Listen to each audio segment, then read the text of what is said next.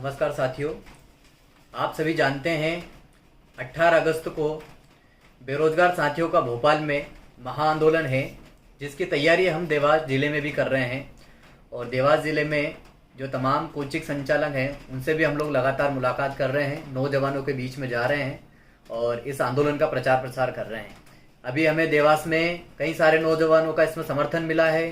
जो तमाम कोचिंग संचालक हैं उन्होंने भी इस आंदोलन में समर्थन दिया है।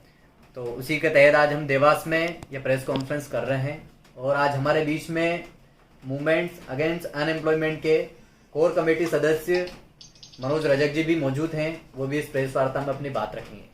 तो मैं उनसे अपील करता हूं कि आज की प्रेस वार्ता में मनोज रजक जी अपनी बात रखें। साथियों और सम्मानीय सभी प्रेस के साथियों, ये जो 18 अगस्त को महाआंदोलन हम लोग कर रहे हैं, ये प्रदेश का जो बेरोजगार नौजवान है जो लंबे समय से तैयारी कर रहा है कंपटीशन एग्जाम की। आप देख लीजिए, मध्य प्रदेश की सरकार पिछले 4 साल से मध्य प्रदेश में कोई वैकेंसी नहीं निकाली है। पुलिस भर्ती हो, शिक्षक भर्ती हो, पटवारी भर्ती हो, जेल पैरी हो, फॉरेस्ट हो, एमपीपीएससी हो, तमाम जो तैयारी जो स्टूडेंट्स यूथ कर रहे हैं, लेकिन भर्ती के नाम पर शून्य है। आप जानते हैं, पिछले साल 4 सितंबर को मध्य प्रदेश का बेरोजगार नौजवान ने भोपाल में बड़ी संख्या में महाआंदोलन किया था और शिवराज सिंह चौहान की सरकार से अपील की थी, आह्वान किया था, गुहार किया था कि जो सभी सरकारी विभागों में रिक्त पड़े पद हैं उन पर भर्ती करना चाहिए। आज हमारा मध्य प्रदेश हो और देश का कोई सा भी राज्य हो, तमाम सरकारी विभागों में लाखों लाख पद खाली पड़े हैं, लेकिन सरकार इसमें भर्ती नहीं निकाल रही है। हम लगातार ज्ञापन, अनुविनय और जिस तरह से भी अपनी बात सरकार से रख सकते हैं। आप जानते हैं, पिछले महीने 23 जुलाई को भाभरा में एक महाआंदोलन की आगाज करने के लिए आजाद की जो जन्मस्थली है, शहीद चंद्रशेखर आजाद की जन्मस्थली, वहां पर हम लोगों ने ये जो बेरोजगार नौजवानों का एक प्लेटफॉर्म बनाया जिसका नाम है मूवमेंट अगेंस्ट अनएम्प्लॉयमेंट। ये मूवमेंट अगेंस्ट अनएम्प्लॉयमेंट बनाने की क्या जरूरत पड़ी कि जो पूरे प्रदेश में जो बेरोजगार नौजवान है, जो चाहता है कि रोजगार मिले, स्थायी रोजगार मिले, उनकी एकता को कायम करते हुए 23 जुलाई को जब सीएम माननीय मुख्यमंत्री जी का दौरा भाभरा में होने वाला था, लेकिन जब पता चला उनको कि प्रदेश का कोने कोने से, जिले से नौजवान बेरोजगार भाभरा पहुंचेगा और ये सवाल करेगा कि मामा जी आप रोजगार कब देंगे और कब पीएबी का कैलेंडर जारी होगा, आपको जानकर हैरानी होगी, माननीय मुख्यमंत्री शिवराज सिंह चौहान ने अपना दौरा रद्द कर दिया। आप युवाओं से कोई संवाद नहीं कर रहे हैं। हमने 23 जुलाई को चंद्रशेखर आजाद की जन्मस्थली पर यह संकल्प लिए कि आने वाली 18 अगस्त को प्रदेश के कोने कोने से बेरोजगार नौजवान जाएंगे और ये हमारा जो रोजगार का अधिकार है, हम जो तैयारी कर रहे हैं, तमाम विभागों में रिक्त पद पड़े खाली हैं। मैं आपको संख्या बताना चाहूंगा, मध्य प्रदेश में 91,000 शिक्षक के पद खाली पड़े हैं, लेकिन शिक्षक भर्ती के नाम पर जो नौटंकी चल रही है, 2011 के बाद मध्य प्रदेश में कोई भर्ती नहीं आई। 2018 में वर्ग 1 और वर्ग 2 की परीक्षा हुई, आज 2.5 साल हो गया है, उनकी नियुक्ति नहीं की जा रही है। ऐसे ही पुलिस भर्ती की जब पिछले साल हम लोगों का आंदोलन हुआ, उस आंदोलन के दबाव में जैसे तैसे इनको कोरी घोषणाएं करनी पड़ी और 4,000 पदों की इन्होंने घोषणा की, जबकि हम 20,000 से ज्यादा कांस्टेबल पुलिस भर्ती की मांग कर रहे थे और 1,500 से एसआई पदों की मांग कर रहे थे, लेकिन उन्होंने भर्ती निकाली मात्र 4,000 पुलिस भर्ती की। लेकिन फिर इसको 12-12.5 लाख नौजवानों ने भर्ती दी, लेकिन बाद में परीक्षा कैंसिल कर दी। यही जेल पहरी के साथ हुआ।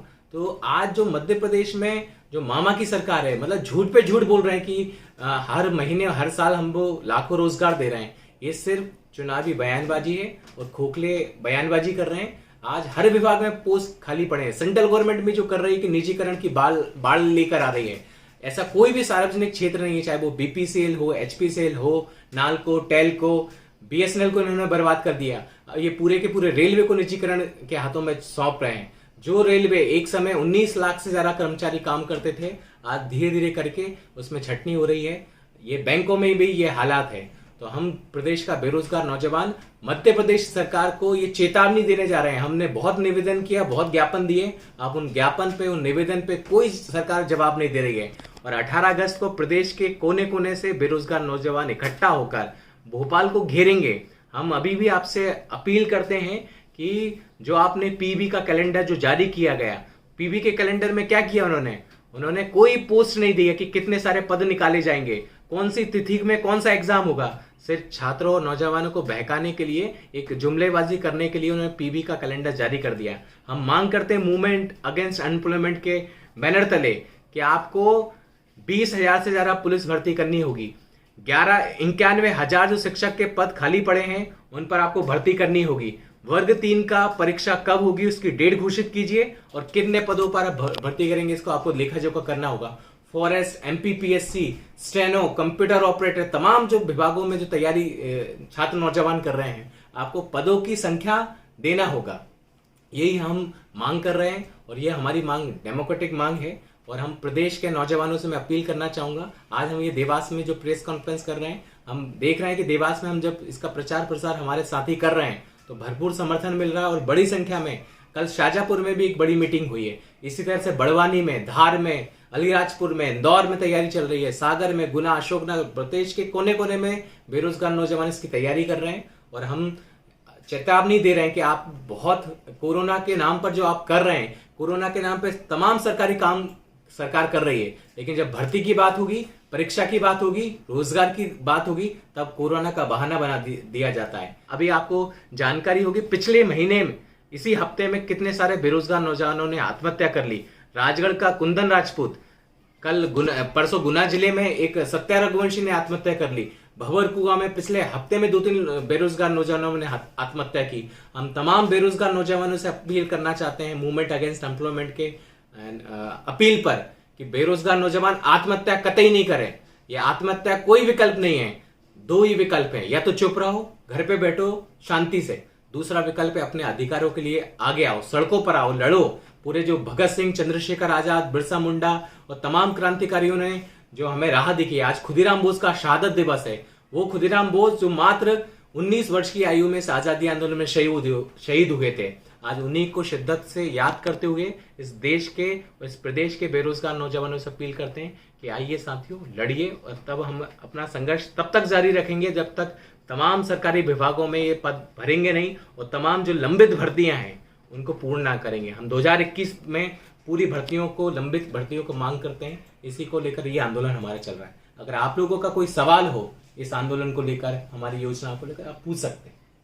नहीं, जैसा आपने बताया कि इतने रिक्त पद हैं, तो इसमें एक सवाल ये खड़ा होता है कि आखिरकार फिर काम कैसे चल रहा है। देखिए, अभी स्थिति ये है कि आप कोई सा भी सरकारी विभाग उठाए, उसमें ये लोग ठेकेदारी प्रथा में और कॉन्ट्रैक्ट बेस में संविदा में करा रहे हैं। मतलब उन नौजवानों का, क्योंकि आज बेरोजगारी जितनी चरम स्तर पर है, 5,000, 6,000, 8,000 रुपए में उनसे काम किए जा रहे हैं। आप जो बिजली विभाग हो, चाहे वो शिक्षा विभाग हो, तमाम विभागों में जो ठेकेदारी प्रथा में, क्योंकि बेरोजगार नौजवान पे कोई रोजगार नहीं है, वो अपना जीवन कैसे चलाए, अपने जीवन को चलाने के लिए कुछ तो करना होगा। इसलिए ये ठेकेदार जो ठेका प्रथा है, हम मांग करते हैं ये ठेका प्रथा, संविदा प्रथा को बंद किया जाए और स्थायी प्रवृत्ति का रोजगार देना चाहिए। इसलिए जो ठेकाकरण पे ये काम किए जा रहे हैं, अभी आप देखिए पूरे मध्य प्रदेश के जो कॉन्ट्रैक्ट बेस पे जो काम करते हैं वो लोग हड़ताल पे कर रहे हैं। जो नर्सिंग स्टूडेंट्स हैं जो कोरोना काल में, उनको उन्होंने कॉन्ट्रैक्ट बेस पे रखा, काम किया, उनका यूज किया और उनको लाठीचार्ज करके उनको बाहर निकाल दिया गया। तो ये कॉन्ट्रैक्ट वाला सिस्टम है, इसको बंद होना चाहिए और स्थायी प्रवृत्ति का रोजगार देना चाहिए। जैसा हम देख रहे हैं कि अभी जितनी भी हड़तालें हुई हैं, सभी को सरकार ने खत्म किया बिना किसी मानों को मांगते हुए। तो ये जो आप आंदोलन की बात कर रहे हैं, तो आपको लगता है कि क्या इससे कोई फायदा हो सकता है? आंदोलन ही एकमात्र विकल्प है। प्रेमचंद की, मैं मुंशी प्रेमचंद इस देश के महान साहित्यकार हैं, उन्होंने कहा था कि लोग कहते हैं कि आंदोलन, धरने, प्रदर्शन से क्या होता है। प्रेमचंद ने जवाब दिया था आज़ादी आंदोलन के समय कि आंदोलन, धरने, जुलूस करने से ये सिद्ध होता है कि हम जीवित हैं और हम अगर जीवित हैं तो अन्याय, अत्याचार के खिलाफ लड़ेंगे। इसलिए हमारे सामने सिर्फ एक है, जो साथी आंदोलन को कोर्ट के रास्ते ले जाना चाहते हैं, हम उनसे भी कहना चाहते हैं, हमने इस देश की सरकारों को, चाहे वो राज्य की और केंद्र की सरकारों, उनको चुना है और हमसे जब ये लोग वोट मांगने आते हैं तो बोलते हैं कि रोजगार हम देंगे, लेकिन जब जो चुनाव खत्म हो जाते हैं, इन पॉलिटिकल पार्टियों के जो चुनावी मैनिफेस्टो होता है उससे रोजगार का मुद्दा गायब हो जाता है और चुनाव के बाद तो ये भूल ही जाते हैं। इसलिए आंदोलन एक बात रास्ता है। किसान आंदोलन जिस तरह से पिछले 7 महीनों से एकदम कंटिन्यूस चल रहा है। उन किसान आंदोलन से हम पूरी प्रेरणा ले रहे हैं और मध्य प्रदेश के बेरोजगार नौजवानों से अपील करते हैं, अगर हम सड़कों पे लड़ेंगे तो जरूर ये आंदोलन जीतेंगे। अभी पश्चिम बंगाल में नर्सिस का आंदोलन चला, 12 दिन तक हड़ताल चली और कोई समझौता नहीं हुआ। उन्होंने किया था समान काम समान वेतन का पेंशन योजना लागू किया जाए, बंगाल की सरकार को मानना पड़ा। झारखंड में नौजवानों ने आंदोलन किया, उनकी जो मांग थी कि ई पोर्टल कार्यालय छात्रवृत्ति दी जाए, 12-13 दिन लगा, पिछले 4 महीने से वो आंदोलन कर रहे थे, लेकिन सतत और सही नेतृत्व में आंदोलन हुआ तो वो जीते। हम लोग देख रहे हैं मध्य प्रदेश में भी हम लोग कई सारे आंदोलन जीते हैं। जब हम लोग कोविड वॉरियर्स की जो मांगों को लेकर कई सारी मांगे हमने हासिल की हैं, तो एकमात्र हम पे एक ही विकल्प बच जाता है कि हम अपनी मांगे डेमोक्रेटिक ढंग से शांतिपूर्ण तरीके से हम लोग लड़ेंगे। और अगर हम निश्चित तरीके से अगर इस लड़ाई को संगठित रूप में लड़ पाए तो जरूर जीतेंगे। 18 अगस्त को हम ये नहीं कह रहे कि हम पूरा आंदोलन जीत जाएंगे, लेकिन 18 अगस्त इस प्रदेश के इतिहास में एक बड़ी तारीख है इस बेरोजगारी आंदोलन को लेकर। ये लड़ाई लंबी चलेगी, जितनी भी लंबी चलेगी हम लोग लड़ेंगे और लड़ेंगे तो जरूर जीतेंगे। धन्यवाद।